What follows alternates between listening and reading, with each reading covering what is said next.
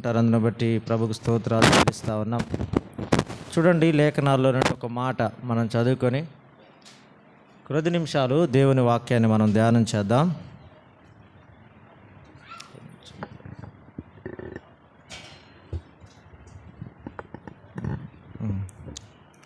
కొద్ది నిమిషాలు దేవుని వాక్యాన్ని మనం ధ్యానం చేద్దాం.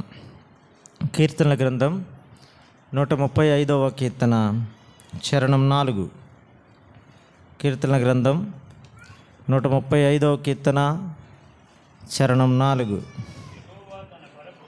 యెహోవా తన కొరకు యాకోబును ఏర్పరచుకొనెను,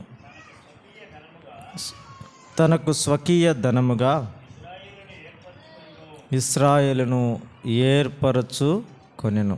కీర్తనల గ్రంథం 4వ అధ్యాయం 4వ కీర్తన చరణం 3. కీర్తన గ్రంథం 4వ కీర్తన. యెహోవా తన భక్తులను తనకు ఏర్పరచుకున్నాడని తెలుసుకునడి. చదువుకున్న లేఖన భాగం ప్రభు మన వినికిడిలో ఆశీర్వదించునుగాక. చదివిన 2 చరణాలలో కీర్తనల గ్రంథంలో నుండి 3 మాటలు, ఒకే మాటను మనం చదివాం. అది ఏం మాట అంటే, మనం చదువుకున్న 135:4లో ఏర్పరచుకొనెను అని 2 సార్లు చూసాం. కీర్తన 4:3లో ఏర్పరచుకున్నాడని తెలుసుకొనడి అన్నాడు. ఎవరు ఏర్పరచుకున్నారు? అక్కడే చెప్పాడు, యెహోవా అనే మాటను ఉపయోగించాడు. యెహోవా మనలను ఏర్పరచుకున్నాడని తెలుసుకొనడి. దేవుడు మనల్ని ఏర్పరచుకున్నాడు అనే విషయం మనకి తెలియాలి. మనము యాదృచ్ఛికంగా ఈ స్థలానికి రాలేదు. దేవుడు మనల్ని ఏర్పరచుకున్నాడు అని మనం తెలుసుకోవాలి. ఈ మధ్యాహ్న సమయమైన లేఖనాల్లో మనం గమనిస్తూ ఉన్నప్పుడు ఆయన మనల్ని ఎప్పుడు ఏర్పాటు చేసుకున్నాడు, ఆయన మనల్ని ఎక్కడి నుండి ఏర్పాటు చేసుకున్నాడు, ఆయన మనము ఏమై ఉండగా ఏర్పాటు చేసుకున్నాడు, మనల్ని అసలు ఎందుకు ఏర్పాటు చేసుకున్నాడు అనే విషయాలు లేఖనాల్లో మనం చూడగలుగుతాం. ఎప్పుడు ఏర్పాటు చేసుకున్నాడు, ఎక్కడి నుండి ఏర్పాటు చేసుకున్నాడు, అసలు ఎవరిని ఏర్పాటు చేసుకున్నాడు, ఎందుకు ఏర్పాటు చేసుకున్నాడు, ఈ 4 విషయాలను మనం చూస్తూ ఉన్నాం. అన్న చెప్పినట్లుగా ఎప్పుడు ఏర్పాటు చేసుకున్నాడంటే, ఎఫెసీ పత్రిక 2వ అధ్యాయంలో, ఎఫెసీ పత్రిక 2వ అధ్యాయం 4-6 వచనాలు కలిసి ఉంటాయి. ఆ వచనాన్ని మనం చదువుతూ ఉన్నప్పుడు, ఆయనను దేవుడు కరుణా సంపన్నుడయుండి,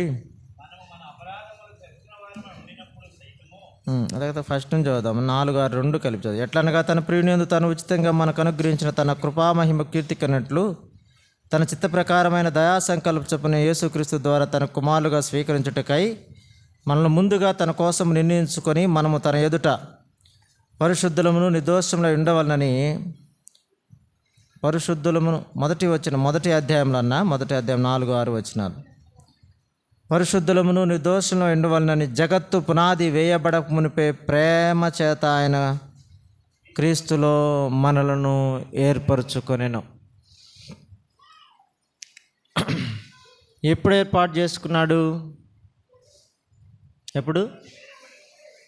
జగత్తుకు పునాది వేయబడక మునిపే. జగత్తుకు పునాది వేయబడక మునిపే అంటే భూమి ఆకాశాలు సమస్తం ఏది కలగలేదు. మానవుని సృజించటంలో, మానవుని ఏర్పాటు చేసుకోవడంలో, మనల్ని ఏర్పాటు చేసుకోవడంలో దేవుడు ఇది ఎప్పుడు కలిగి ఉన్నాడంటే, ఈ ఏర్పాటును జగత్తు పునాది వేయబడక మునిపే, అంటే ఏది కలుగజేయక మునిపే, ఏది కలగక మునిపే దేవుడు మనల్ని ఏర్పాటు చేసుకున్నాడు. మనకు కనపడుతున్నది ఏది కూడా సృజించబడక మునుపే ఆయన ఏర్పాటు చేసుకున్నాడు. ఆయన ఏర్పాటు చేసుకున్నాడు. ఈ మాట మనం చూస్తూ ఉన్నాం. జగత్తు పునాది వేయబడక మునుపే అన్నాడు. ఆయన ఏర్పాటు చేసుకున్నాడు. మరొక మాట చూద్దాం. కీర్తన గ్రంథంలో 139వ కీర్తనలో 139వ కీర్తన చరణం 16.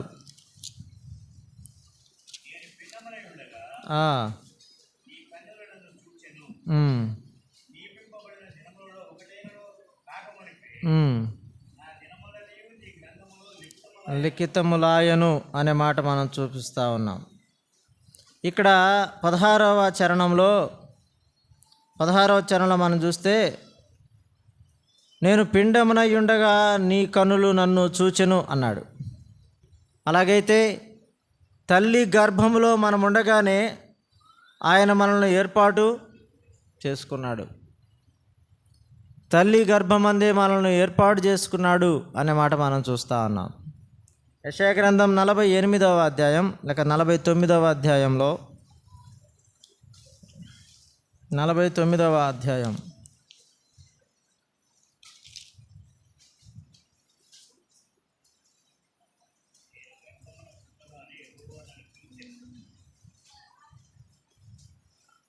నేను చదవనా?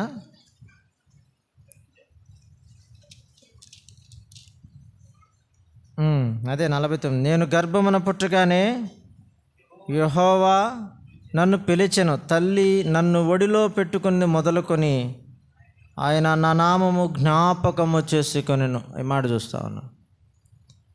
ఇక్కడ తల్లి ఒడిలో ఉండగానే అనే మాట మనం చూస్తూ ఉన్నాం. దేవుని ఏర్పాటు జగత్తుకు పునాది వేయబడక మునుపే మనల్ని ఆయన ఏర్పాటు చేసుకున్నాడు. జగత్తు పునాది వేయబడక మునిపే మనల్ని ఆయన ఏర్పాటు చేసుకున్నాడు. తల్లి గర్భమందు రూపింపబడక మునిపే మనల్ని ఆయన ఏర్పాటు చేసుకున్నాడు. తల్లి ఒడిలో నుండగానే ఆయన మనల్ని ఏర్పాటు చేసుకున్నాడు. ఆయన నిన్ను ఏర్పరచుకొనడానికే తల్లి గర్భమందు రూపించాడు. ఆయన నిన్ను ఏర్పాటు చేసుకొనడానికి కొరకై తల్లి ఒడిలో ఉంచి నిన్ను పెంచాడు. ఇది నీకు అర్థం అవ్వాలి. ఈ ఉదయకాల సమయంలో ఆయన నిన్ను ఏర్పాటు చేసుకున్నాడు అనే విషయాన్ని నీవు గ్రహించాలి. జగత్తుకు పునాది వేయబడక మునిపే ఆయన ప్రేమ చేత నిన్ను ఏర్పాటు చేసుకున్నాడు. ఆ జగత్తు పునాదికి పూర్వమే ఎందుకు ఆయన నిన్ను ఏర్పాటు చేసుకున్నాడు అంటే ప్రేమ చేత. ఆయన ప్రేమ కలిగిన వాడు కనుక. మనం ఇక్కడ ఎప్పుడు ఏర్పాటు చేసుకున్నాడంటే మనకు అర్థమవుతుంది, జగత్తుకు పునాది వేయబడక మునిపే మనల్ని ఏర్పాటు చేసుకున్నాడు అనే మాట చూస్తూ ఉన్నాం. మరొక మాట చూద్దామా? ఎక్కడి నుండి ఏర్పాటు చేసుకున్నాడు మనల్ని అంటే, ఎక్కడి నుండి ఏర్పాటు చేసుకున్నాడు? పేతురు పత్రికలో 1 పత్రిక 2వ అధ్యాయం 9వ వచనంలో ఏముంటుందంటే, చీకటిలో నుండి అనే మాట మనం అక్కడ చూస్తాం. రెఫరెన్స్ చూడాల్సిన పని లేదు, కానీ ఆయన చీకటిలో నుండి అనే మాటను మనం గమనిస్తాం. మనం ఎక్కడున్నాం అప్పుడు? ఆయన ఏర్పాటు చేసుకున్నప్పుడు తల్లి గర్భమందు రూపించి తల్లి ఒడిలో ఉంచి జగత్తు పునాది వేయబడక మునిపే మన ఎడల ప్రణాళిక కలిగిన దేవుడు మనము త్రోవ తప్పి చీకటిలో ఉండగా, చీకటిలో ఉన్నప్పుడు కదా ఆయన మనల్ని ఏర్పరచుకున్నాడు. అపోస్తుల కార్యముల గ్రంథం 15వ అధ్యాయంలో క్రొత్త నిబంధనలో అపోస్తుల కార్యముల గ్రంథం 15వ అధ్యాయంలో 15వ అధ్యాయం అపోస్తుల కార్యముల గ్రంథం 15వ అధ్యాయం 14వ వచనం, అన్యజనుల నుండి దేవుడు తన నామం కొరకు తన ఒక జనమును ఏర్పరచుకున్నట్టుకు కదా. ఈ మాట చాలు. అన్యజనుల నుండి ఒక జనమును ఏర్పాటు చేసుకున్నాడు దేవుడు. అన్యజనుల్లో నుండి మనల్ని ఏర్పాటు చేసుకున్నాడు కదా. ఒకప్పుడు మనం అన్యులం, దేవుని బిడ్డలం ఇప్పుడు అయ్యామంటే ఆయన ఏర్పాటు చేసుకున్నాడు మనల్ని. అన్యజనుల్లో నుండి మనం ఏర్పాటు చేసుకున్నాడు. జగత్తు వేయబడక మునిపే ఆయన ప్రణాళిక ఉంది. ఆయన మనల్ని అన్యజనుల నుండి ఏర్పాటు చేసుకున్నాడు, చీకటిలో నుండి ఏర్పాటు చేసుకున్నాడు.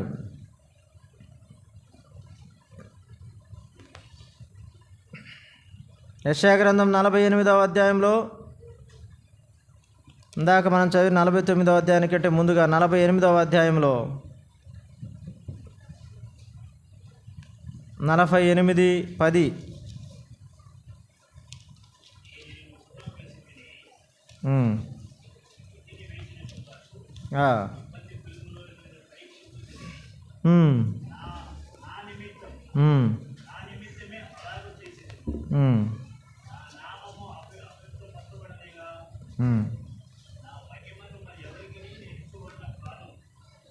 ఈ వచనంలో 48:10లో ఇబ్బంది కొలిమిలో నిన్ను పరీక్షించితిని, నా నిమిత్తమే ఎలాగూ చేసితిని. ఇక్కడ మనం అర్థం చేసుకోవాల్సిందంటే, మనల్ని ఆయన ఎక్కడి నుండి పిలిచాడంటే ఇబ్బంది కొలిమిలో నుండి పిలిచాడు కదా. పాత నిబంధనలో తన జనులైన ఇశ్రాయేలు ప్రజలను ఐగుప్తులో వారు ఇబ్బంది కొలిమిలో, ఇనుప కొలిమిలో వారు శ్రమను అనుభవిస్తూ ఉంటుండగా, వారి శ్రమను చూచిన దేవుడు ఇబ్బంది కొలిమిలో నుండి మోషేని పంపి పాలు తేనెలు ప్రవహించే దేశానికి వారిని అక్కడి నుండి ఇక్కడికి ఆయన పిలిచి ఏర్పాటు చేసుకొని పిలిచి నడిపించాడు అనే విషయాన్ని మనం చూస్తూ ఉన్నాం. మనం ఇక్కడ 2 విషయాలు గమనించాం. ఆయన జగత్తు పునాది వేయబడక మునిపే మనల్ని ఏర్పాటు చేసుకున్నాడు. రెండోది మనం గమనిస్తూ ఉన్నాం, అన్య జనులలో నుండి, చీకటిలో నుండి కదా, ఇబ్బంది కొలిమిలో నుండి ఆయన మనల్ని ఏర్పాటు చేసుకున్నాడు. మూడవ మాట మనం చూస్తాం, కొరింథీ పత్రికలో మొదటి పత్రిక 1వ అధ్యాయం 29వ వచనంలో ఎవరిని ఏర్పాటు చేసుకున్నాడు అంటే, ఎవరిని ఏర్పాటు చేసుకున్నాడు?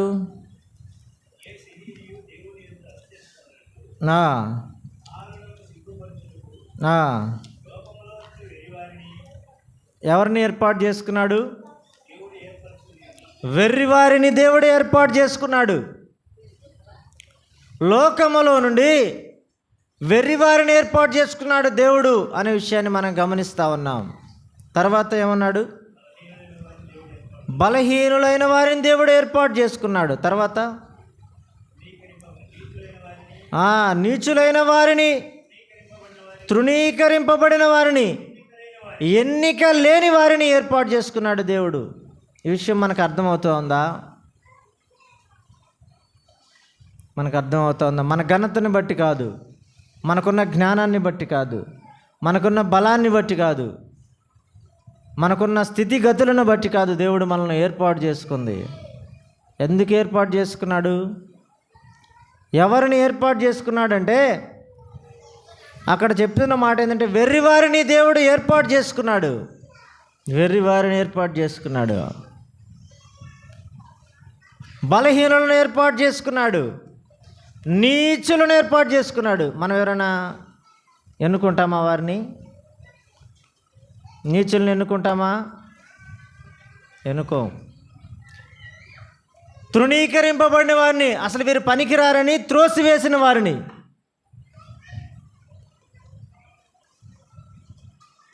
ఆయన ఎన్నుకున్నాడు. ఇక ఎన్నిక లేని వారిని, అసలు లెక్కలోనే లేరు వీళ్ళు అంటారు కదా. ఒక మాట చెప్పాలంటే, యెషయా కుమారులో కడమటి వాడైన దావీదు ఎన్నిక లేని వానిగా ఉండి గొర్రెల మందను మేపుతా ఉన్నాడు. గొర్రెల మందను మేపుతా ఉన్నాడు.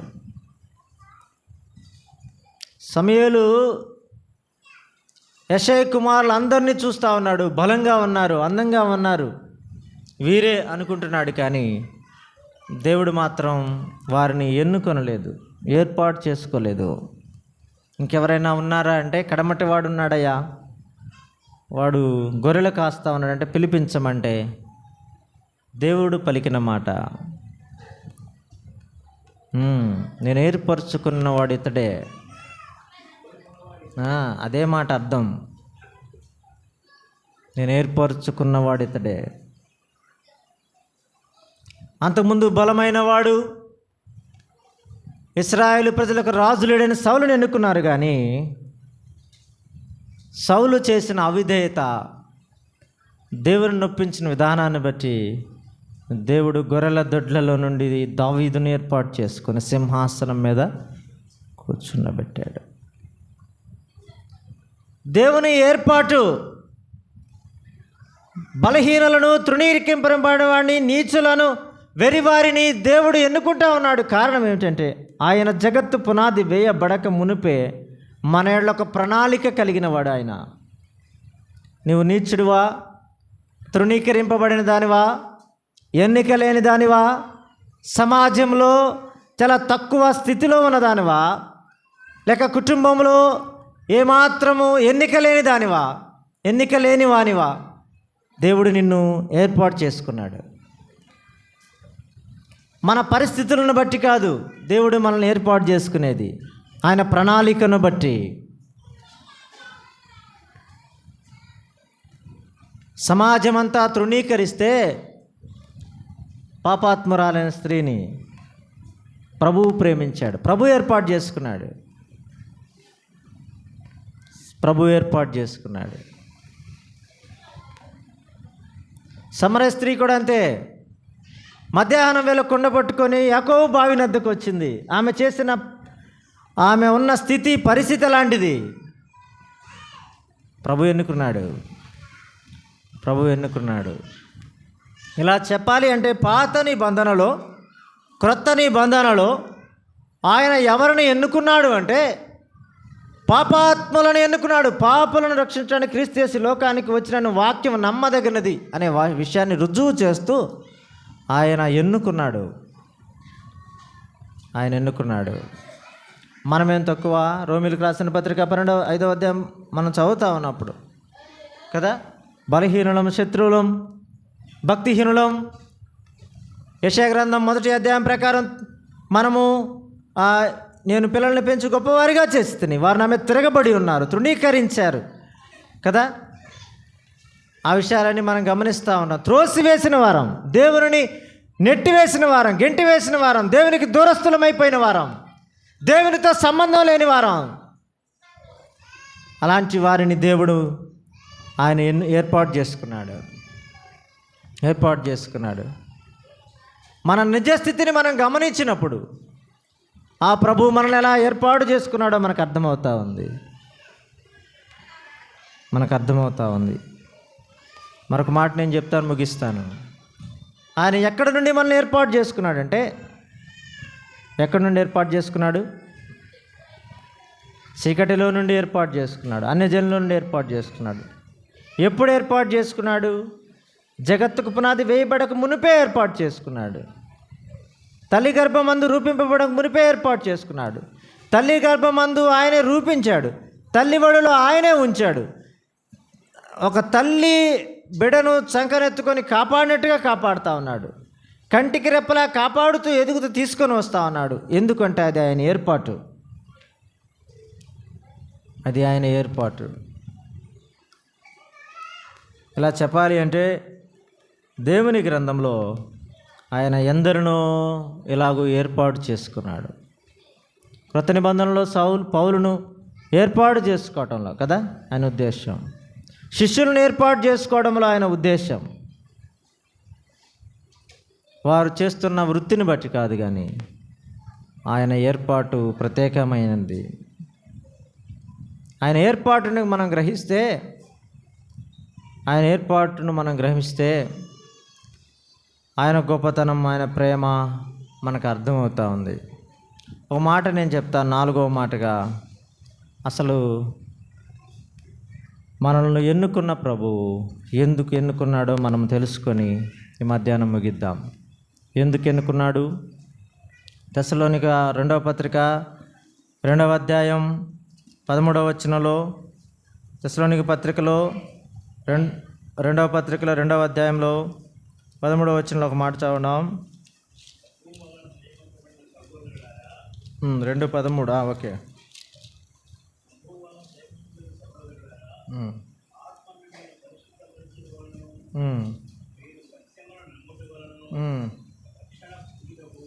రక్షణ పొందుటకు దేవుడు ఆది నుండి మిమ్మును ఏర్పరచుకొనెను. ఈ మాట గుర్తుపెట్టుకోండి.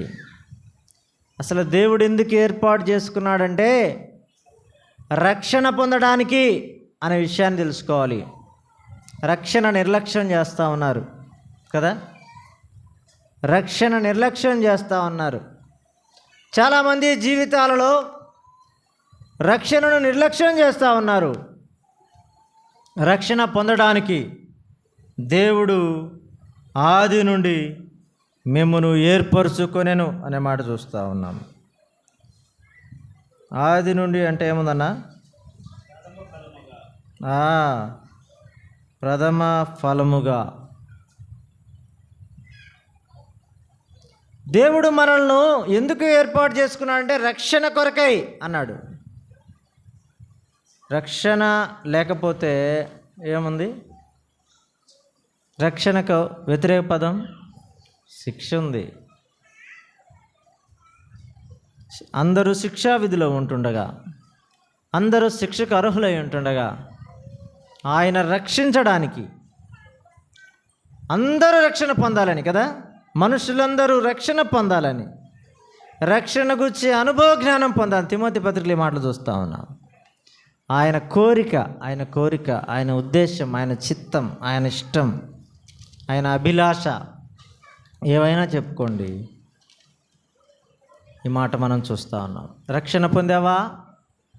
ఆయన ఏర్పాటు నీకు అర్థమైతే నువ్వు రక్షణ నిర్లక్ష్యం చేయవు.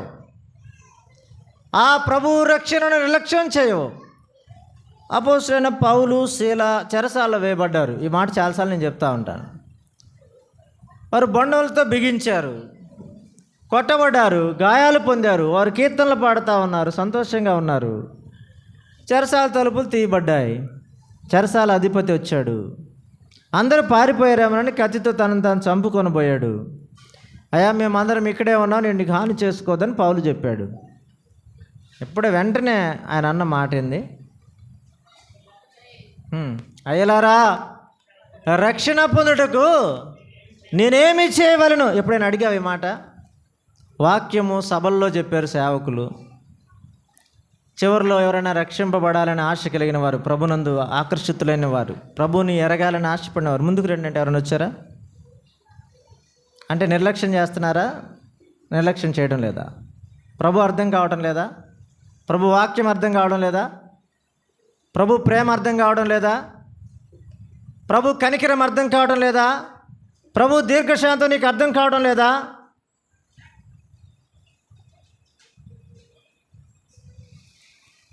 ఇంత గొప్ప రక్షణను నిర్లక్ష్యం చేసిన ఎలాగో తప్పించుకుందు? దేవుడు ఎందుకు నిన్ను ఏర్పాటు చేసుకున్నాడంటే జగత్తు పునాది వేయబడక మునిపే ఎందుకు ఏర్పాటు చేసుకున్నాడు? నీవు రక్షింపబడాలి. ఎలా రక్షింపబడతాం? యోహాను సువార్తలో ఏముంది? యేసు ప్రభు అని నీ హృదయం అందు విశ్వసించి నీ నోటితో ఒప్పుకునేళ్ళ నువ్వు రక్షింపబడతావు. ఇంతే. ఏమన్నా చెల్లించాలా? మూటలు డబ్బులు ఇవ్వాలా? బంగారం ఇవ్వాలా? ఇంకేమన్నా ఇవ్వాలా? వచ్చిన వాళ్ళందరికీ భోజనం పెట్టాలా? ఈరోజు అవసరం లేదు కదా. ఏం చేయాలి? హృదయాన్ని ప్రభువుకి ఇవ్వాలి. ఎవరి కాలంలో ఉన్న బిడ్డలైనా సరే దేవునికి హృదయాన్ని ఇవ్వకపోతే శిక్ష నుండి తప్పించుకోలేం. అందుకే జగత్తు పునాది వేయబడక మునిపే ప్రభు మన ఒక ప్రణాళికను కలిగి ఆయన ఉద్దేశాన్ని నెరవేర్చడానికై ప్రభు అయిన యేసుక్రీస్తు వారిగా, ఆయన కుమారుడిగా, రక్షకుడిగా, దీనునిగా, రిక్తునిగా, రక్తమాంసకునిగా ఈ లోకాన్ని దిగివచ్చి మనందరి కొరకై ఆయన రక్షణను సిద్ధం చేయడానికై ఆయన ప్రాణార్పణముగా పోయబడ్డాడు. ఆయన బలి అర్పణగా చేయబడ్డాడు. ఆయన మరణించి సమాధి చేయబడి తిరిగి 3వ దినమున లేపబడ్డాడు. ఈ సత్యం వింటానే ఉన్నాం. మన చెవులలోనికి మాటలు 100 సార్లు వెళ్ళాయి. కానీ ప్రభువుని అంగీకరించడానికి వెనకడుగేస్తూ ఉన్నాం. దేవుని ఏర్పాటు నీకు అర్థం అవ్వాలి. ముందు దేవుని ఉద్దేశం నీకు అర్థం అవ్వాలి. మొదటి మాట, ఎందుకు ఏర్పాటు చేసుకున్నాడంటే రక్షింపబడాలి. రక్షింపబడ్డారా? ఆనాడు ఆ చెరసాల అధిపతి అడిగినట్లుగా మీరు అడుగుతున్నారా? పేతురు ప్రసంగిస్తే 3000 మంది ఒక్కదిన మందే రక్షింపబడ్డారు కదా. వారు కూడా అడిగారు అదే మాట, ఏం చేయాలని. మనం నిమ్మకు నీరెత్తినట్లు ఉంటున్నామంటే దేవుని వాక్యాన్ని వింటున్నామనే కానీ మన హృదయంలో కార్యం తిరగడం లేదు. దేవుడు ఏర్పాటు చేసుకున్నాడు. ఎందుకు అంటే నేను మనము రక్షింపబడాలి. మహా ఉగ్రత రాబోతూ ఉంది. భూమి ప్రచండ వేండ్రంతో భూమి లయమైపోబోతూ ఉంది. పేతురు 2వ పత్రికలో మనం చూస్తూ ఉంటాం. భూమి దాని మీద కృత్యములన్నీ కాలిపోబోతూ ఉన్నాయి. మనం ప్రభుతో ఉండడానికి రక్షణ చాలా ప్రాముఖ్యమైనది. ఆయన అంగీకరించిన వారు, ఆయన ఏర్పాటులో మనం ఉన్నామని గ్రహించి తీర్మానం చేసుకొని ప్రభుని హృదయంలో చేర్చుకున్న వారు మాత్రమే ఆ రాజ్యంలో ఉండగలరు. రక్షింపబడిన వారికి మాత్రమే ఆ స్థానం, రక్షింపబడిన వారికి మాత్రమే ఆ స్థితి, రక్షింపబడిన వారికి మాత్రమే ఆ పరలోకం, రక్షింపబడిన వారికి మాత్రమే ఆ బహుమానం, రక్షింపబడిన వారికి మాత్రమే ఆ నిత్య జీవం, సదాకాలం ప్రభుతో ఉండే స్థితి పరిస్థితి ఉంటుందనే విషయాన్ని జ్ఞాపకం చేస్తూ ఉన్నా.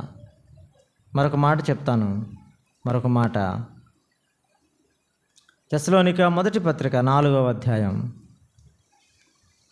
క్రొత్త నిబంధనలో నుండి.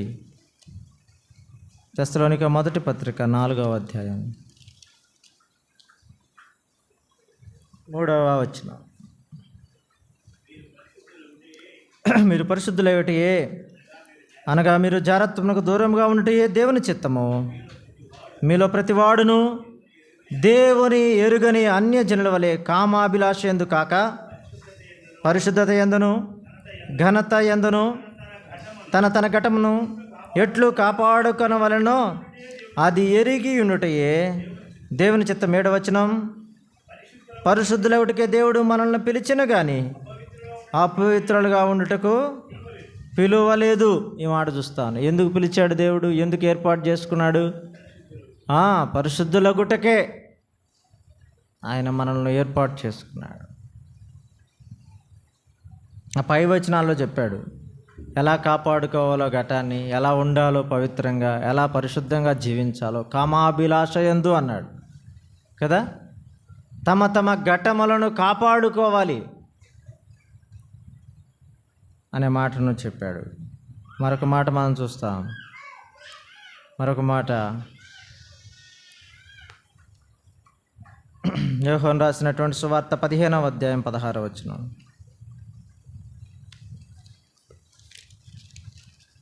15వ అధ్యాయం 16వ వచనం.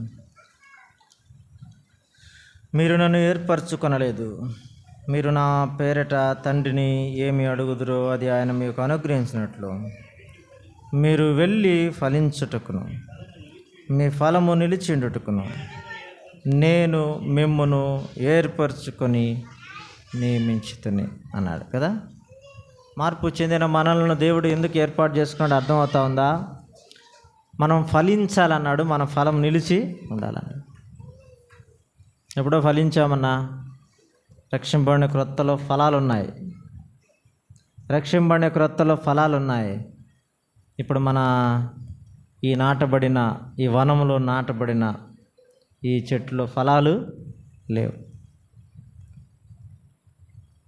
మన దగ్గర ఫలాలు ఉంటే ఫలాలు ఉన్న చెట్టు దగ్గరకు ప్రజలు వస్తారు కదా. ఫలాలను భుజించటానికి వస్తారు. రుచి చూస్తే వారు రుచి చూచి యెహోవా దయాళుడని రుచి చూచి తెలుసుకోండి. రుచి చూచిన వారు ఇంక వదిలిపెట్టరు.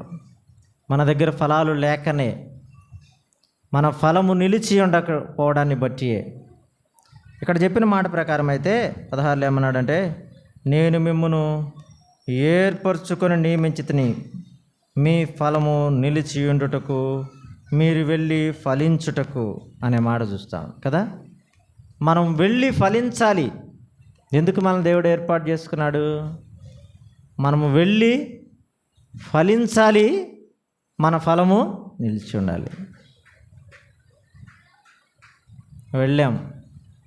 యెషయాను ఉన్నప్పుడు వీధుల్లోకి వెళ్ళాం కదా, గ్రామాల్లోకి వెళ్ళాం, అనేక స్థలాల్లోనికి వెళ్ళాం. సువార్త కరపత్రికలు కట్టలు కట్టలుగా నెల నెల వస్తూ ఉండేవి. ఇప్పుడు చెదులు పట్టిపోతూ ఉన్నాయి. పరిస్థితి ఏమిటంటే, లోకంలో ఉన్న సమాజంలో అపవాది తీవ్రంగా పనిచేస్తూ ఉన్నాడు. సువార్త ప్రకటించడానికి ఆటంకాలు కలిగిస్తూ ఉన్నాడు. విరివిగా తన పనిని తను జరిగిస్తూ ఉన్నాడు. కానీ సంఘము మౌనంగా కూర్చుంది. సంఘము మౌనులైపోయాం. మీరు వెళ్ళి, మనం ఫలించాలంటే చెప్పిన మాట ఏంటి? మీరు వెళ్ళి ఫలించాలన్నాడు. వెళ్ళి ఫలించాలి. మనం వెళితే దేవుడు ఫలింపజేస్తాడు. మనం వెళితే దేవుడు మనల్ని ఫలింపజేస్తాడు. దేవుని ఏర్పాటు అనే మాటలో మనం చూస్తూ ఉన్నప్పుడు, ఎందుకు దేవుడు మనల్ని ఏర్పాటు చేసుకున్నాడంటే, మనం వెళ్ళి ఫలించాలని ఏర్పాటు చేసుకున్నాడు. మనం వెళ్ళి ఫలించినప్పుడు ఆ ఫలం నిలిచి ఉంటుంది అనే మాటను చెప్పాడు. మనం వెళ్ళకపోతే ఎలా ఫలిస్తాం? ఒకవేళ ఫలించకపోతే కూడా ప్రమాదం. యోహాను సువార్తలో ఏం చెప్పాడు? ఫలింపని ప్రతి చెట్టు నరికి వేయబడి అగ్నిలో వేయబడతా ఉంది. ఇప్పుడే గొడ్డలి చెట్ల వేరున ఉంచబడి ఉంది. ఫలించని ప్రతి చెట్టు కూడా నరికి వేయబడతా ఉంది. ఫలించటానికి దేవుడు మనల్ని ఏర్పాటు చేసుకున్నాడు అనే మాటను మనం చెప్తా ఉన్నాం. పేతురు మొదటి పత్రిక 2వ అధ్యాయం 9లో ఇందాక మనం చూసాం. చీకటిలో నుండి అనే మాటతో ఆపేసాం. కిందకు చదువుతా వస్తే ఏమంటాడంటే, ఆయన గుణాతిశయములను ప్రచురము చేయ నిమిత్తం ఏర్పరచబడిన వంశం, రాజులైన యాజక సమూహం, పరిశుద్ధ జనం, దేవుని సొత్తైన ప్రజలు అంటాడు. ఇప్పుడు ఆయనను ప్రచురము చేయాలి అనే మాటను మనం అర్థం చేసుకుంటున్నప్పుడు, ఎందుకు దేవుడు మనల్ని ఏర్పాటు చేసుకున్నాడు? ఆయన గుణాతిశయములను ప్రచురము చేయ నిమిత్తం. ఏమిటి ఆయన గుణాతిశయాలు? ఏమిటి ప్రభు గుణాతిశయాలు? ప్రభు ప్రేమస్వరూపి, అది ఒక ఆయన గుణం. ప్రభు సత్యవంతుడు, అది ఆయన గుణం. ప్రభు యథార్థవంతుడు, ఆయన గుణం. ప్రభు కనికర సంపన్నుడు, అది ఆయన గుణం. ప్రభు యొక్క ఎన్నో విషయాలు, ఆయన సాత్వికుడు, ఆయన దీన మనసు గలవాడు, ఆయన దయాళుడు. ఇలా ఎన్ని విషయాలైనా సరే ఆయన గుణగుణాలు, ఆయనలో ఉన్న గుణగుణాలన్నిటిని మనం ప్రచురము చేయాలి. ఎలా ప్రచురము చేయగలం? ఎలా ప్రచురం చేయగలం చెప్పండి? ఎలా ప్రచురం చేయగలం? మైక్ తీసుకొని ప్రచురం చేయటమా? ఒకటి చేయొచ్చు. 2, ఆయన సాత్వికుడు. మత్తయి సువార్త 11:28లో నా కాడు ఎత్తుకొని నా దగ్గర నేర్చుకోండి అంటలో మనము సాత్వికము నేర్చుకున్న వారమైతే కదా, మనము సాత్వికము నేర్చుకున్న వారమైతే ఇతరులకు మనము సాత్వికాన్ని చూపిస్తాం. తద్వారా దేవుని ప్రచురం చేసిన వారం అవుతాం. ఆయన ప్రేమను మనం నేర్చుకున్న వారమైతే ఆయన ప్రేమను ప్రచురం చేస్తాం, ప్రేమ చూపిస్తాం కదా. ఇలా ఆయన ఎన్ని విషయాలలో ఆయన గుణగుణాలు ఎన్ని ఉన్నాయో ఆయన గుణాతిశయములను ప్రచురము చేయాలి, ప్రకటించాలి, చెప్పాలి, చూపించాలి, క్రియారూపకంగా మనం అవలంబించాలి. ఎందుకు మనల్ని దేవుడు ఏర్పాటు చేసుకున్నాడు? ఆయన గుణాతిశయములను ప్రచురము చేయ నిమిత్తం. ఎన్ని మాటలు చెప్పుకున్నా? 4 మాటల్లో మొదటిదే జగత్తు పునాది వేయబడక మునిపే ఆయన మనల్ని ఏర్పాటు చేసుకున్నాడు. 2వ మాట ఏం చెప్పాం? ఎక్కడి నుండి ఏర్పాటు చేసుకున్నాడు? ఎక్కడ నుండి? చీకటిలో నుండి, అన్యజనుల్లో నుండి, ఇబ్బంది కొలిమిలో నుండి, ఇలా లోకములో నుండి మనల్ని ఏర్పాటు చేసుకున్నాడు. 3వ మాట ఏం చెప్పుకున్నాం? 3వ మాట బలహీనులను, తృణీకరింపబడిన వారిని, ఇలా అలాంటి వారిని దేవుడు ఏర్పాటు చేసుకున్నాడు. ఎందుకు ఏర్పాటు చేసుకున్నాడు అనే దాంట్లో మనం ఒక్కొక్కటిగా ఆలోచన చేస్తా ఉన్నప్పుడు, ఎందుకు ఏర్పాటు చేసుకున్నాడు? రక్షింపబడటానికి, రక్షణ పొందడానికి. రెండోది ఏం చెప్తా ఉన్నాం? పరిశుద్ధులుగా ఉండడానికి. మూడోది ఏం చెప్తా ఉన్నాం? దేవుని ప్రచురము చేయడానికి, ఫలించడానికి 4 విషయాలు చెప్పాము. దినవృత్తాంతముల గ్రంథంలో 2వ గ్రంథం 29:11 ఏముందంటే, అక్కడ మీరు తర్వాత చదువుకోండి, పరిచర్య చేయుటకు మిమ్మల్ని ఏర్పరచుకొనెను అనే మాట చూస్తూ ఉన్నాం. పరిచర్య చేయటానికి దేవుడు ఏర్పాటు చేసుకున్నాడు. పిల్లలు చాలామంది పరిచర్య చేస్తూ ఉన్నారు. మీటింగ్స్లో కూడా చాలామంది మంచినీళ్ళు ఇస్తానే ఉన్నారు, మజ్జిగ ఇస్తూ ఉన్నారు. వారికి సమయం పాట పాడుతూ ఉండగానే వారు సిద్ధపడ్డారు. వాళ్ళని అలాగ మోటివేట్ చేశారు. సమయాలన్నా అలాగ కొంతమంది సహోదరులు, పిల్లలు చాలా చక్కగా పనిచేశారు. దేవుని పని చేయడంలో ఏ మాత్రం తప్పులేదు. కానీ మొదట మీ హృదయాలు ఇచ్చారా ప్రభువుకి? రక్షింపబడ్డారా? మీరు రక్షింపబడిన తర్వాత ఈ పనులన్నీ చేస్తే మీకు ఫలితం, జీతం ఉంది. మీరు ఉద్యోగంలో చేరకుండా ఎంత పని చేసినా జీతం రాదు. ఉద్యోగంలో చేరిన తర్వాత పని చేస్తూ ఉంటే జీతం వస్తూ ఉంటుంది. అలాగే ప్రభువుని అంగీకరించి రక్షింపబడిన తర్వాత, మీ హృదయాలు ప్రభువుకు సమర్పించిన తర్వాత, మీరు ప్రభువు కొరకు ఎంత పనైనా చేయండి, అది లెక్కలోనికి వస్తుంది. అది లెక్క కడతా ఉంటాడు దేవుడు. వాని క్రియల చొప్పున వానికి జీతం తీసుకొస్తాడు దేవుడు. నువ్వు ఎంత పనైనా చేయి, రక్షింపబడకుండా నువ్వు చేసే పనికి ఫలితం లేదు. ఒకవేళ దీవెనకు పాత్రురాలు అవుతావు, హృదయాన్ని ఇవ్వాలి అని తెలుసుకొని కూడా నిర్లక్ష్యం చేస్తూ ఉంటే, నువ్వు నిర్లక్ష్యం చేసిన ప్రతి క్షణాన్ని ఆయన గమనిస్తూ ఉంటాడు. నువ్వు చేసే పని ఆయన దృష్టిలో లెక్కలోనికి రాదు. ఎందుకంటే అర్థమవుతా హృదయం ఇవ్వాలని తెలుసుకొని అది నువ్వు తృణీకరిస్తా ఉన్నావు అంటే దేవుని తృణీకరించిన వాడు. దేవుని తృణీకరించి ఈ పనులన్నీ ఎన్ని చేసినా అవి బాహాటంగా మన మనుషులకు కనబడడానికి చేసే పనులే కానీ దేవుని లెక్కలోనికి రావు అని చెప్తా ఉన్నాను.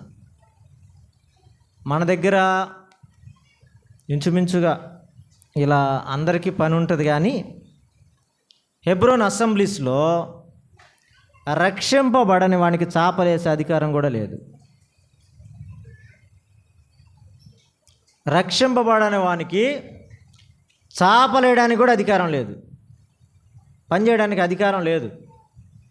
పెద్దవారైనా వాక్యం చెప్పారని వాళ్ళే వేస్తారు చేపలు. కావాలంటే వాళ్ళే చిమ్ముతారు, అవసరమైతే వారే పని చేస్తారు, వారే అన్నీ సెట్ చేసుకుంటారు, అంతే.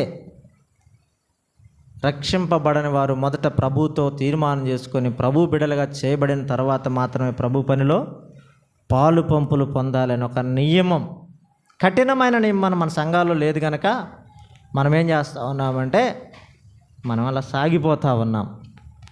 నేను ఎన్ని విషయాలు చెప్పాను, ఎందుకు దేవుడు ఏర్పాటు చేసుకున్నాడంటే 4 విషయాలు చెప్పాను.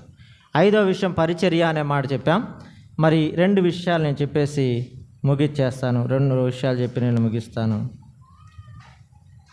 కీర్తనల గ్రంథంలో 33వ కీర్తనలో 12వ చరణం చూడు. చరణం 12, 33:12. యెహోవా తమకు దేవుడుగా గల జనుడు ధన్యులు. ఈ మాట మనం చదువుదాం. ఏమన్నాడు? ఆయన తనకు స్వాస్థ్యముగా ఏర్పరచుకుని జనులు ధన్యులు అన్నాడు. ఎందుకు ఆయన మనల్ని ఏర్పాటు చేసుకున్నాడంటే ధన్యులుగా చేయటానికి కదా. దురుతుని ధన్యునిగా చేసితివే, సమీపింపరాని తేజస్సులో నీవు వసించువాడవైనా, మా సమీపమునకు దిగివచ్చినావా, నీ ప్రేమ వర్ణింపతరమా. మా సమీపమునకు దిగివచ్చినావా, నీ ప్రేమ వర్ణింపతరమా. యేసయ్యా నీ ప్రేమెంతో బలమైనది, యేసయ్యా నీ కృప ఎంతో విలువైనది, యేసయ్యా నీ ప్రేమెంతో బలమైనది యేసయ్యా, నీ కృప ఎంతో విలువైనది. స్తుతించి స్తోత్రించి కీర్తించి పూజింతు, నీవే దైవమని నాదు నిత్యా జీవమని. స్తుతించి స్తోత్రించి కీర్తించి పూజింతు, నీవే దైవమని నాదు నిత్యా జీవమని. దురుతుని ధన్యునిగా చేసితివే, దురుతుని ధన్యునిగా చేసితివే. నీ ప్రేమెంతో బలమైనది యేసయ్యా, నీ కృప ఎంతో విలువైనది. దురుతుని అంటే దరిద్రుని ధన్యునిగా చేశావు, ధన్యునిగా చేశావు, దీవించావు, ఆశీర్వదించావు. ఏమిటి ధన్యత? ఎందుకు ఆయన మనల్ని ఏర్పాటు చేసుకున్నాడంటే మనం ధన్యులుగా చేయటానికి ఆయన ఏర్పాటు. నువ్వు ధన్యుడివా దరిద్రుడివా? లోకంలో దరిద్రునిగా ఉన్నా పర్లేదు కానీ కదా. ఇక్కడ మత్తయి సువార్త 5వ అధ్యాయంలో, మత్తయి సువార్త 5వ అధ్యాయం అంతట్లో మనం చూస్తూ ఉంటే, హృదయ శుద్ధి గల వారు ధనులు, వారు దేవుని చూచుదురు అనే మాటలో, ఇంకా దుఃఖపాడువారు ధనులు ఆ మాటలు మనం చూస్తూ ఉన్నప్పుడు ఆ విషయాలన్నింటిలో దరిద్రత అనే మాటను మనం ప్రస్తావించుకోవచ్చు. మనం గతంలో కూడా ఒకసారి విన్నట్లు గుర్తు. దేవుని దగ్గర మనము ఎంత తగ్గినా పర్లేదు, లోకంలో మనం ఎంత తక్కువ వారమైనా పర్లేదు కదా. ధనవంతుడు లాజరు కదా, దరిద్రునిగా జీవించిన లాజరు ఎక్కడున్నాడు? నెమ్మదైన స్థలములో ఉన్నాడు, ధన్యునిగా చేయబడ్డాడు. లోకంలో ఉన్న దారిద్ర్యత పరలోకానికి ఆటంకం ఏమాత్రం కాదు.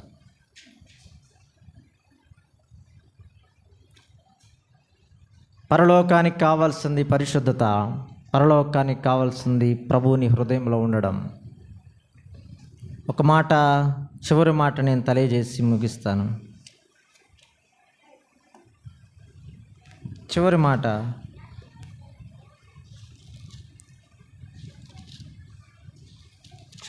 క్రొత్త నిబంధనలో నుండి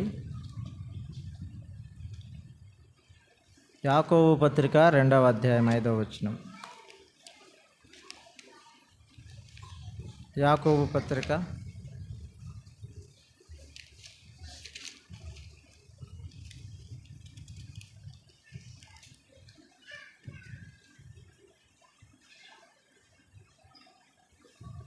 'నా ప్రియ సహోదరులారా, ఆలకించుడి. ఈ లోక విషయంలో దరిద్రులైన వారిని విశ్వాసమందు భాగ్యవంతులుగాను, తన్ను ప్రేమించే వారికి తాను వాగ్దానము చేసిన రాజ్యమునకు వారసులుగాను ఉండుటకు దేవుడు ఏర్పరచుకొనలేదా అన్నాడు. దేవుడు మనల్ని ఎందుకు ఏర్పాటు చేసుకున్నాడంటే ఆయన రాజ్య వారసులు అవ్వడానికి ఏర్పాటు చేసుకున్నాడు. ఆయన రాజ్య వారసులు అవ్వడానికి. ఆయన రాజ్యాన్ని గురించి మనం ప్రకటన గ్రంథంలో ప్రత్యక్షంగా చూడగలుగుతూ ఉంటాం. ఎలాంటిదో ఆయన రాజ్యం.